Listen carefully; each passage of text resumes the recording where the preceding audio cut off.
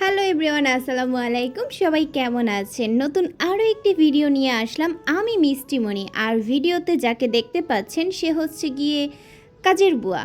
মানে হচ্ছে আমি তার নাম দিয়েছি কাজের বুয়া। হ্যাঁ, সে প্রচুর কাজ করে, তাই জন্য আমি তাকে এই নামটা দিয়েছি। হ্যাঁ, এটা তার উপাধি। মানে এত পরিমাণ কাজ কেউ করতে পারে, তাকে না দেখলে আমি বুঝতেই পারতাম না। মানে আম্মু মাঝে মাঝে বলে তার থেকে শিখতে। আসলে কি শিখবো? এত কাজ তো আমি করতে পারবো না। বাপের বাড়ি বসে কি কাজ করব। বিয়ের পরে শ্বশুর বাড়ি গিয়ে কাজ করব, যেমন আমার বোন করে, নিজের ঘর গোছায় রাখে। এটাই তো কাজ, তাই না? আজকে ভিডিওর মূল উদ্দেশ্যটা হচ্ছে আমাদের গৃহিণীর গাছ থেকে পুঁইশাক কাটবে। কে জানো তাকে বলেছে এই পুঁইশাকের লতা নাকি কেটে দিলে আরও বাড়বে গাছগুলো। তো আজকে উনি গাছ কাটতে চলে আসছে। মানে উনি হচ্ছে গিয়ে শাকগুলো, ডোগাগুলো কাটবে। আসলে আমরা তো এটার মানে ডাটাকে ডোগা বলি গ্রাম্য ভাষায়। আপনারা কি বলেন জানি না, কমেন্টে বলে যাবেন। যাই হোক, কথার মধ্যে সবসময় যে শুদ্ধ কথা থাকবে তা তো না। আর আমি ওইভাবে গুছিয়ে কথা বলতে পারি না, কেউ কথাগুলো ধরবেন না, কেউ মাইন্ড করবেন না। আর এই যে দেখুন, এত সুন্দর শাকগুলো, আমি দেখে মনে হচ্ছিল যে কাঁচাই চিবিয়ে খেয়ে ফেলি। এত তাজা তাজা, মানে ফরমালিন মুক্ত শাক, একেবারে ফরমালিন মুক্ত। বাজারে যেগুলো পাওয়া যায় সেগুলোতে তো সার দেওয়া থাকে। আর এই যে আপু যেগুলো লাগাইছে এগুলোতে কোনো সার দেয়নি। সার না দেওয়াতেই ডাঁটাগুলো এত মোটা মোটা হয়েছে। আর পাতাগুলো দেখেন কত বড় বড় শাক হয়েছে।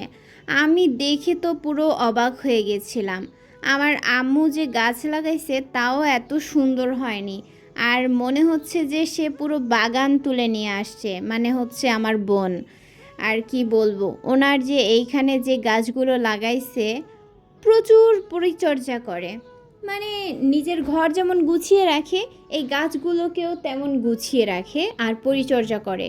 প্রতিদিন পানি দেওয়া, তারপর হচ্ছে গিয়ে এইখানে ছাদটাকেও পরিষ্কার করে রাখা। আসলে মানে গৃহিণীরা একটু বেশি কাজ করে, দেখেই বোঝা যায় যে গৃহিণী গৃহিণী। আমিও একটু শেখার চেষ্টা করি। বিয়ের পরে শ্বশুরবাড়ি গিয়ে করতে হবে না, কাজ তো অনেক কাজ করতে হবে। তাই জন্য বাপের বাড়ি বসে কোনো কাজ করি না।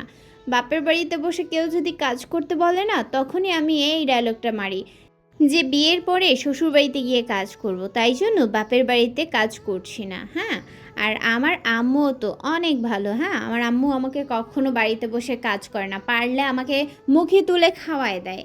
যাই হোক, এই যে দেখেন ফুল ভিডিওটাই হচ্ছে গিয়ে পুঁইশাক কাটতেছিল, আই মিন হারভেস্ট করতেছিল। তো আমি আবার আশেপাশে দেখাচ্ছিলাম। পাশের বিল্ডিংয়ে আবার একটা বিয়ে হচ্ছিল। আর এই যে দেখেন আমি তো হাতে ডালাটা ধরে আছি, আর আপু হচ্ছে গিয়ে কেটে কেটে রাখতেছিল। আর আমার এক হাতের মধ্যে ডালা ছিল, হাতটা এত ব্যথা করতেছিল আর অনেক ভারী লাগতেছিল। এই শাকগুলো অনেক ভারী ছিল। আর অলরেডি এই শাকগুলো চিংড়ি মাছ দিয়ে একদম ঝোল ঝোল রান্না করা খাওয়াও হয়ে গেছে।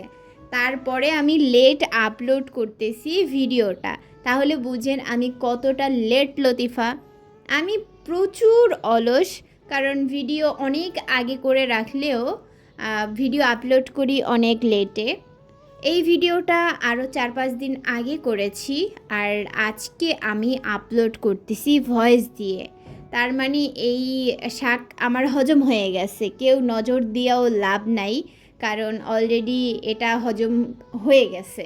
আর এত মজা ছিল আমার আপুর রান্না, তো এত টেস্টি। রান্নার ভিডিওটা দেখাইতে পারলাম না, পরবর্তীতে আপনাদের রান্নার ভিডিও ইনশাল্লাহ দিব। কারণ আমার আপুর হাতের রান্নার ভিডিও, রেসিপি ভিডিও চাইলে অবশ্যই কমেন্টে বলে যাবেন, তাহলে আমি অবশ্যই রান্নার ভিডিওগুলো আপনাদের সাথে শেয়ার করব। আর এই ভিডিওটাও শেয়ার করবেন সবাই। ধন্যবাদ।